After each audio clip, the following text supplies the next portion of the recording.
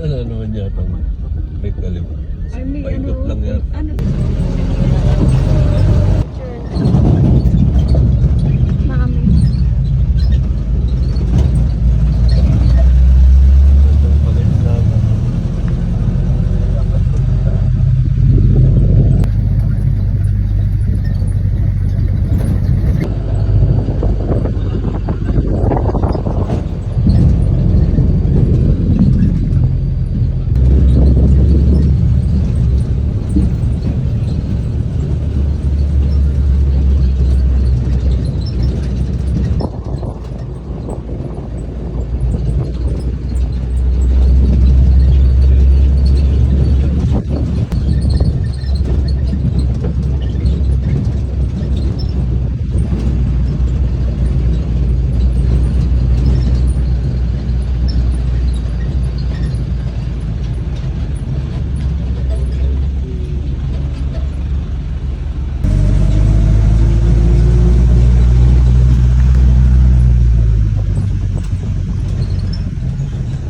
Nag-check-in ka dito.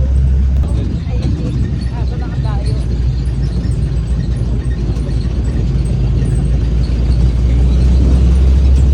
O kaya may mall ko ba yan?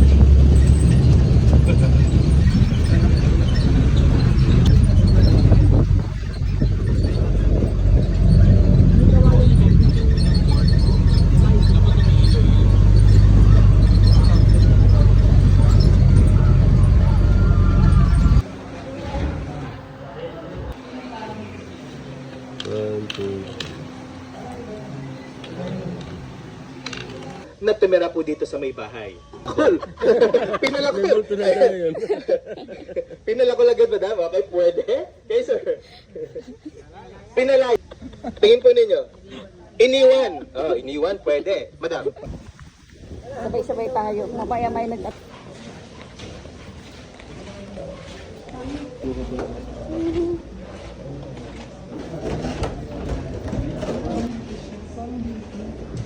Pasok po tayo mga sir.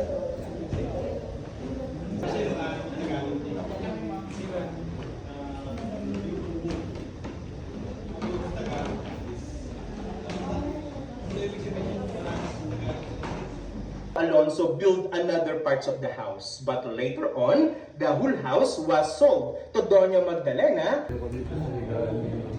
Hindi ka pwede upuan. This is where 50 items, enumeration, plus 500 words essay. Look about the essay. This is the second part of the house, the Italian restaurant. Okay? Ako din pag marami sa school. Kasi bored ka mag... Kaya Kayo lang.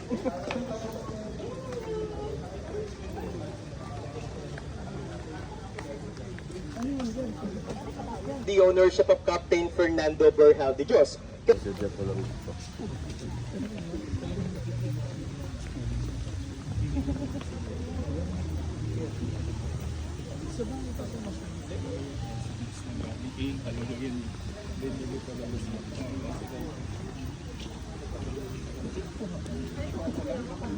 Ano itong ilang oras yung ito?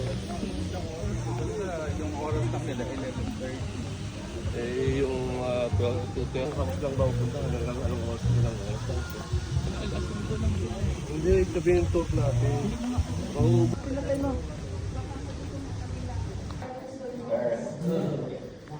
Yes, again, here we have.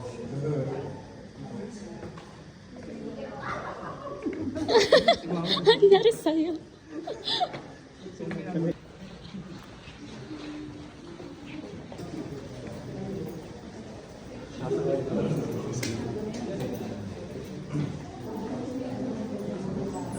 Okay, so let's just take your first one. Filipino, sir?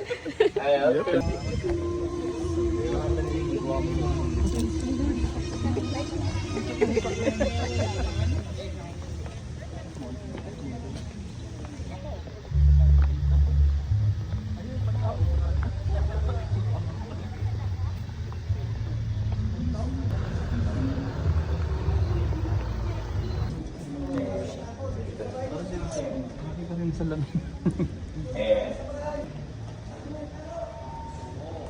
So by the way, for my group, if you already watched the movie Goyo of Paulo Abelino, so that's where the dance part was filmed for. Yes. Yes. That's good for 10 people pa. Yung po. Yes, yung Ayun na. Yes, receive. Have a seat. To rebuild our Casa Mexico because no one of them served our last house. Di pala Okay? pwede mo. The Casa Dito, shoulder. So, and then ka, always stutter. Example of azotea, the balcony on the back part of the house.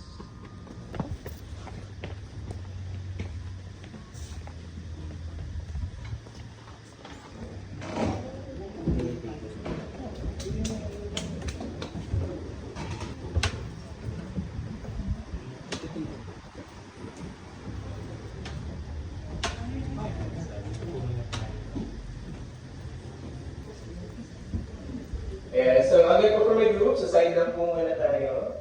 Okay. Assess ka na lang po kayo kung saan po tayo pa. Ayan, dito po tayo, sir. Ayan. Okay na po dyan. Ayan. Okay na. Palapit po sa may... Sige, mag-delete po. Ayan, sige po. Sabi ang ating point. Okay, so again, I will explain it ka lang paano.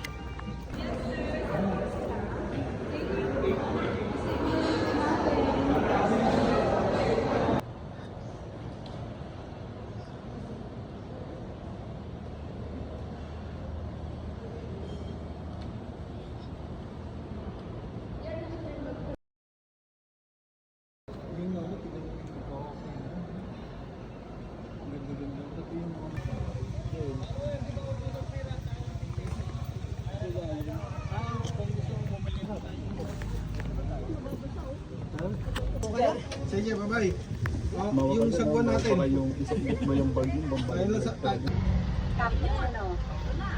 Ito, di ba?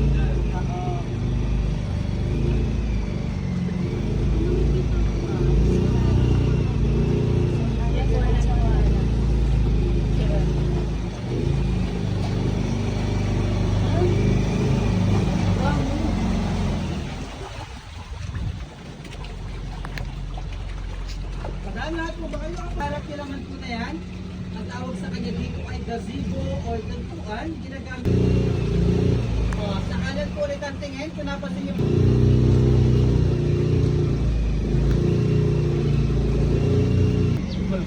Ano po yan? Hindi ko maalala. Diyan po kayo kanina galing. Yata natutunap yun eh.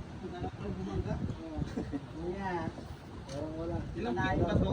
Kaya malaking pang pupuntahan namin. Yan po nga si Casa yung Manila. Almost na 90 years.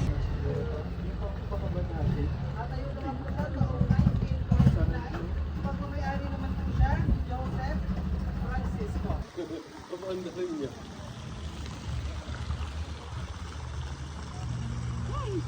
Baby.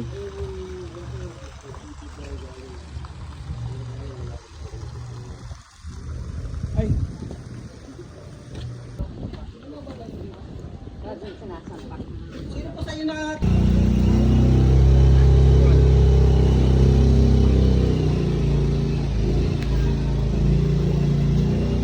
nagpalit na kanilang apelido? Una po ay Mansana, sumunod po ay Pangutangan, at pinakauli po ay Ordovesa. Sinusunod naman po ito sa kanilang mga negosyo dati.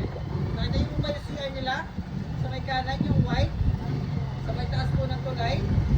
Pag nag-CR po sila dyan dati, agad na po yung tubay diretso sa ilog. Kasi silbi na rin po sila pagkain ng mga tilapia.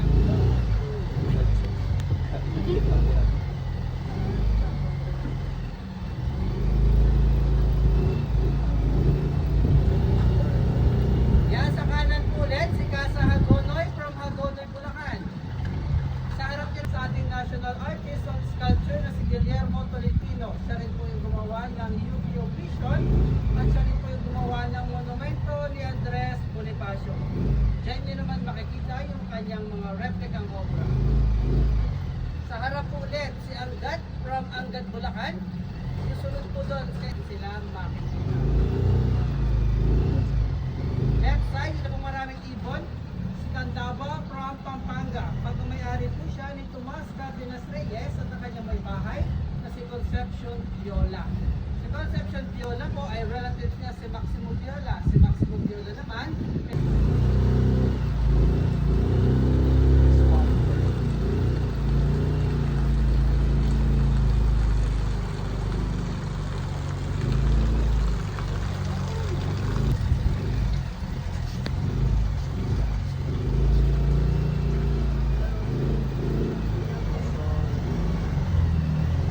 yan sa left side and right side. Ginawa niya po yung ating boardwalk. Mamaya naman po.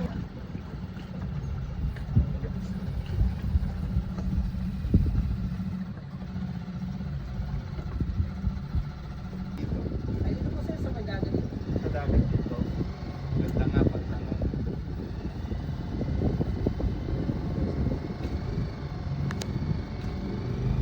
Sa left side nyo naman yung bundok na yan. Siya po yung... 20? Ilan po sir? 120? Higher. Ilan po? Papasok ka lang sa Okay, 350 400 hectares. Ang nade-develop pa lamang po ay nasa 10% pa lamang. Nag-start po mangulit na ng bahay si Boss year 2000, 10 years in the making in year 2010. Doon pa lang po siya pinuksan sa public. Parang ano yan, Kaya meron tayong 15 years na operational. Yan ang po ang total ng bahay. Maximo. Si Candaba. Saan po nanggaling si Candaba? Pampanga. Ay sabay left side niya yung apat na bahay na to. Ano po ito? Pasay. Ayan, private houses. Ano po? Parang na-edit ako sinabi mo eh. Yan naman po yung bahay sa inyong harapan, si Tea House. Sa kanan po, katabi niya si Gatchot Serena. Yan naman po yung nanggaling ng National Archive, mga plano silang hindi. Ito naman po ating pinapaybay na to. Ito po yung ating man-made na kanal. Replica naman po ito ng Estero de Binondo sa Manila. Ito po kanal na ito. Magsilbi din po siyang daanan sa pagpapalit na naman ng kalakal during Spanish era.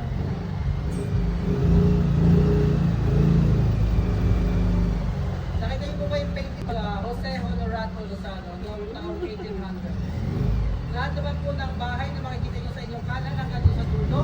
At tawag po sa kanya yung mga accessoria, mga rooms and hotels po sila dito na pwede sila rentahan sa Las Casas. Sila nga po yung mga replicang bahay lamang. Ganyan din po ang itsura ng mga paupahan dati sa Manila Butler Service. Mga-accommodate niyo naman po siya sa halagang 250,000 per night.